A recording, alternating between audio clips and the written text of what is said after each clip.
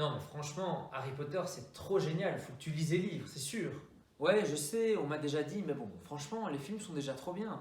Oui, mais avec les livres, tu as plein de détails. Et franchement, je les ai lus plusieurs fois. Et je pense vraiment avoir une connaissance hyper approfondie de la saga. Ok. Alors, juste une question. Parce que moi, j'ai vraiment pas compris à la fin du film. Pourquoi, à la fin, Harry, il survit? Pourquoi, quand Voldemort, il lance le sortilège, Harry, il survit? Ça, je comprends pas du tout. En fait, à la fin, il y a Harry. Non. il-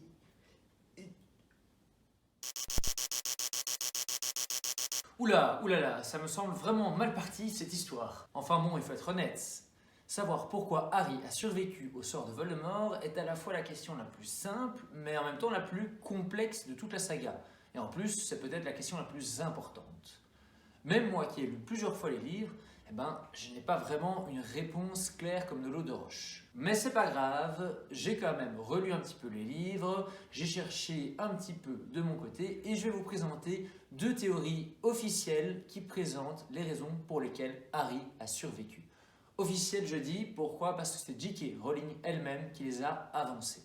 Et en plus, si vous restez jusqu'à la fin de la vidéo, je vous présenterai également une théorie élaborée par les fans et défendue par certains de ces fans. C'est parti.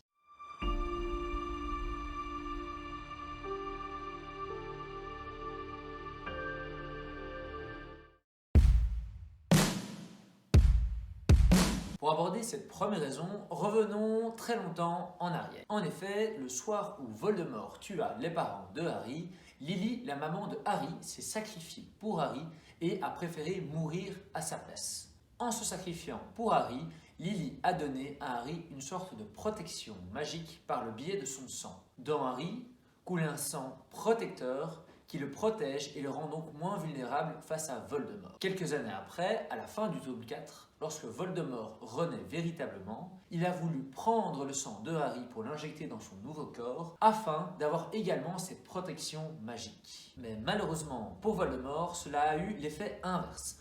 En effet, ayant le même sang que Harry, au moment où Voldemort tue Harry à la fin du tome 7, Harry survit parce que Voldemort a encore du sang de sa maman en lui, et Voldemort étant dans le monde des vivants, Harry a une partie du sang protecteur de sa maman qui est vivant et qui le raccroche à la vie. En quelque sorte, Voldemort a agi un petit peu comme un Horcrux pour Harry au moment où celui-ci a subi le sortilège de mort. On peut même aller un petit peu plus loin en disant que si Voldemort n'avait pas décidé de renaître avec le sang de Harry, Harry serait probablement mort sur le coup. Pour rappel, la baguette de Suro est la baguette la plus puissante du monde magique. Voldemort finit par s'en emparer dans la tombe de Albus Dumbledore. Il s'y essaye, il jette des sorts avec, mais se rend assez vite compte que la baguette lui résiste. Pour être propriétaire de la baguette de Suro, il faut avoir défait son ancien maître. Et Voldemort a pour information que c'est Rogue qui a assassiné Dumbledore. Ainsi, il pense que c'est Rogue le véritable maître de la baguette de Suro et il faut donc le tuer pour en devenir le véritable maître. C'est ce qu'il fit par la suite. Cependant, il y a un hic. Même si Voldemort croit que c'est Rogue qui était le propriétaire de la baguette de Suro, en réalité, ce n'est pas véritablement Rogue qui a vaincu Dumbledore. En effet, dans la tour d'astronomie à la fin du tome 6, avant que Rogue n'assassine Dumbledore, c'est Drago qui a fait tout le travail de préparation. C'est Drago qui a désarmé Dumbledore et qui, dans un certain sens, a vaincu Dumbledore. Ainsi, même si Rogue a fini le travail, c'est Drago qui est devenu, à ce moment-là, le propriétaire de la baguette de Suro. Et dans le tome 7, Harry, capturé au manoir des Malfoy, finira par s'échapper. En s'échappant, il arracha quelques baguettes qui étaient dans les mains de Drago. Ainsi, en termes magiques, il a vaincu Drago. Et donc, Drago, qui était le propriétaire légitime de la baguette de Suro, vaincu, transmet son pouvoir de propriétaire de baguette de Suro à Harry, qui en devient le véritable maître. Bien sûr, à ce moment-là, Voldemort ne le sait pas. Ainsi donc, la baguette de Suro n'obéit déjà pas à Voldemort qui jette le sort de mort à Harry, et donc le sort en est moins puissant, mais en plus, la baguette sent qu'elle jette ce sort à son véritable propriétaire qui est Harry, ce qui atténue donc fortement les pouvoirs magiques et la puissance du sortilège, et ainsi donc le sortilège de mort n'est pas assez fort pour tuer Harry. Par contre, il est assez fort pour tuer l'Horcrux présent en Harry.